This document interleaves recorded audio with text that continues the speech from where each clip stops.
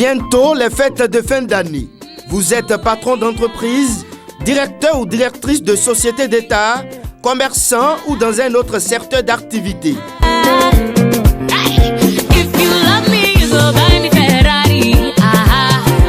Guérit TV Monde vous ouvre ses antennes pour vous permettre de souhaiter à vos proches vos vœux pour la nouvelle année 2020. Pour tout renseignement, appelez le 00229 97 26 26 111. Guérite TV Monde, déjà à la guérite de la nouvelle année. Dimanche 8 décembre 2019, mesdames et messieurs, bonjour et bienvenue dans votre rubrique, une rubrique consacrée aux revues hebdomadaires du quotidien Matin Libre, le seul journal béninois immédiatement disponible dans les kiosques à Cotonou et à Parakou dès 7 heures. Le quotidien Matin Libre titrait le lundi 2 décembre 2019 en manchette, poursuite des réformes de l'EAMAU. Eleonore Yahi obtient la confiance de ses pairs. Et à la page 3, on peut retrouver le développement de l'article démarré depuis le 27 novembre 2019. La réunion des ministres des pays membres de l'EAMAU s'est achevée par la 37e session du conseil d'administration de l'école Paul d'Excellence et de réforme en Afrique. Ravi de la forte mobilisation des représentants des pays membres, la ministre béninoise de l'enseignement supérieur et présidente du conseil d'administration de l'EAMAU, Eleonore Yahi, a salué les résultats probants enregistrés par l'institution régionale depuis sa création, rapporte le quotidien Matin Libre. Et toujours dans sa apparition du lundi dernier, Matin Libre mettait également la une cafouillage dans la communication gouvernementale. Orunla doit revoir la copie. Nommé le 5 septembre 2019, Alain Orunla est devenu dès lors ministre de la Poste et de la Communication dans le gouvernement de Patrice Talon.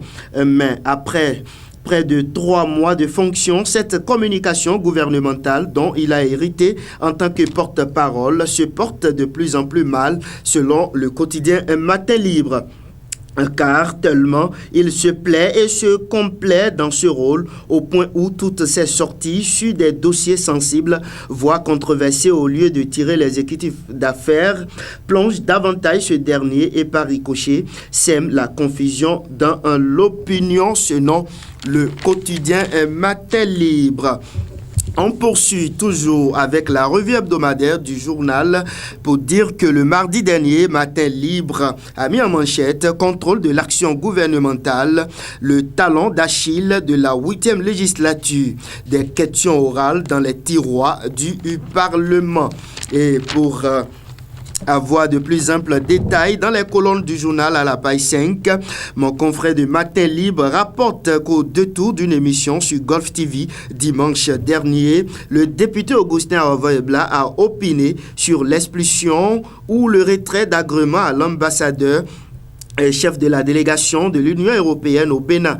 Il n'a pu s'empêcher de faire des déclarations du genre. Heureusement que le chef de l'État l'a fait parce que nous nous apprêtions à adresser des questions orales au gouvernement. Cette déclaration, selon Matin Libre, qui fait plutôt sourire plus d'un, a le mérite de mettre la lumière sur l'une des missions fondamentales du Parlement. En effet, au thème de l'article 79 de la alinéa 2 de la Constitution, 2 missions dont sont assignées, au Parlement béninois: discuter et voter les lois, contrôler l'action du gouvernement. Le contrôle de l'action gouvernementale s'exerce surtout par l'interpellation du gouvernement sur des sujets de grande préoccupation. Les députés représentants du peuple invitent donc le gouvernement à s'expliquer sur les sujets brûlants de l'actualité qui suscitent un grand intérêt au sein de la population. Si on a le sentiment que ce volet de la mission du Parlement a toujours été l'enfant pauvre lors des législatives précédentes, celle de Louis Vlavonou est en train de battre des records selon le journal Matin Libre. En effet, depuis son installation le 16 mai 2019, aucune question orale n'a encore été programmée par le bureau de la 8e législature. Bientôt 7 mois que le Parlement vote des lois, mais il est incapable jusque-là d'exercer pleinement cette autre prérogative qu'est le contrôle de l'action gouvernementale, rapporte mon confrère. Mercredi 4 décembre 2019, Matin Libre mettait en manchette occupation du terrain politique, FCBE, DUD, PRD, UDBN, ça dort, s'exclame le journal. À quelques mois des élections communales et locales, on sent une certaine morosité au niveau de la classe politique. Des 9 partis qui ont désormais une existence légale, seuls 3 sont régulièrement sur le terrain. Au contact des militants, il s'agit, selon mon confrère de Matin Libre, de l'Union progressiste, du Bloc républicain et de Moël Bénin. Les 6 autres, pour le moment, répondent aux abonnés absents. Ces silences radio au niveau de certains grands partis, comme le PRD, la DUD, l'UDBN et le FCBE version Rumpé. Le jeudi dernier, Matin Libre titrait en manchette « Communal et local de 2020, FCBE, FCDB, GUD attribuent en perspective ». Il n'est plus un secret pour personne que les Foscori pour un Bénin émergent, FCBE, et la Foscori pour le développement du Bénin, FCDB, sont 2 partis politiques pourtant distincts, mais qui partagent quasiment les mêmes attributs. Cette lubie, pourtant proscrite par la nouvelle charte des partis politiques en vigueur au Bénin, risque de coûter la participation aux prochaines échéances électorales à ces 2 formations politiques si l'une parmi elles arrive à mettre en exécution sa menace de traîner l'autre devant les tribunaux, rapporte le journal. Et puis, dans sa dernière parution de la semaine, vendredi, donc, Matin Libre mettait en manchette, port autonome de Cotonou, près de 500 conteneurs de marchandises abandonnés. Entre 400 et 500 conteneurs remplis de marchandises sont abandonnés par le propriétaire depuis au moins 3 ans pour défaut de douane. C'est la principale information d'une séance de travail entre les responsables de la Direction générale des douanes et droits indirects et ceux de Bénin Contrôle avec les commissionnaires agréés et autres partenaires. C'était donc jeudi 5 décembre 2019 au siège de la dite direction à Cotonou selon un Matin Libre. Objectif de la rencontre, rechercher ensemble des moyens pour stimuler les activités commerciales afin d'accroître les recettes en cette fin d'année.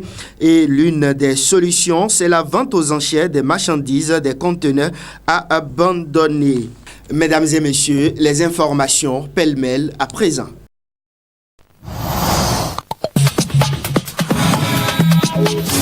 Fin du concours Fresh Content Creator, MTN récompense les 3 meilleures vidéos.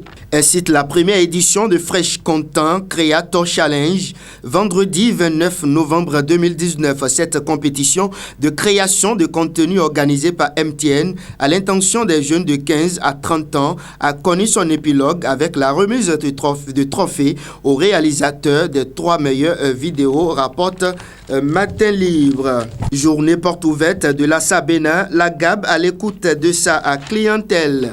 L'Association des sociétés d'assurance du Bénin a organisé du 2 au 6 décembre 2019 des journées portes ouvertes des sociétés d'assurance exerçant sur le territoire béninois, dont la Générale des assurances du Bénin GAB, une entreprise plus que citoyenne. À l'ouverture de ces journées au sein de son siège social, 6 en face du CPA, Centre de promotion de l'artisanat, son directeur général Christian Afagnon a laissé entendre que ces journées permettront de lever le voile sur le mythe qui entoure les opérations d'assurance, et il poursuivit: c'est une belle occasion pour nous les assureurs de montrer comment fonctionnent véritablement les opérations d'assurance et de montrer également que les assureurs restent collés au contrat qu'ils souscrivent avec leurs assurés. Boycon, méga promo MTN millionnaire, 2 gagnants encaissent le million. Du sourire et de la joie pour 2 autres gagnants de la méga promo MTN millionnaire du réseau du téléphonie mobile MTN Bénin. à Nagonou Ancho du village de Lissazoumé dans la commune d'Agbanizou et Jean Afokpa du village de Tenji dans la commune de Zakota ont reçu chacun hier sur les comptes personnels MTN Mobile Money le million qu'ils ont gagné au jeu promo MTN Millionnaire. Les heureux du jour sont titulaires respectivement des numéros 96 29 85 06 et 96 47 14 13 tirés au sort pour le compte des journées du 5 et 12 novembre dernier. Journée internationale des personnes handicapées, la Fondation Etisalat réitère son engagement. Le 3 décembre de chaque année, le monde célèbre la Journée internationale des personnes handicapées. Cette journée vise à promouvoir les droits et le bien-être des personnes handicapées dans toutes les sphères de la société et du développement et à accroître la sensibilisation à leur situation particulière dans tous les aspects de la vie politique, sociale, économique et culturelle. Le Bénin, comme chaque année à travers le ministère des Affaires sociales et de la microfinance, en partenariat avec la Fondation Etisalat Bénin, a donné un cachet spécial à cette 24e édition de la JIPH par une sombre mais noble cérémonie à Diakotomé dans le Koufo sous le thème « Promouvoir la participation des personnes handicapées et leur leadership ». Dans ses propos, la ministre a insisté sur l'importance de ne pas stigmatiser les personnes handicapées, mais de les encourager car le handicap n'est pas une fatalité. La dernière information pêle-mêle à présent, 1er janvier 2020, l'heure des réformes des paiements à la CNSS. Mesdames et messieurs, ce sera donc tout pour votre revue hebdomadaire de ce dimanche 8 décembre 2019. Merci à vous et restez toujours en notre compagnie. Guérit TV Monde, le leader des Web TV.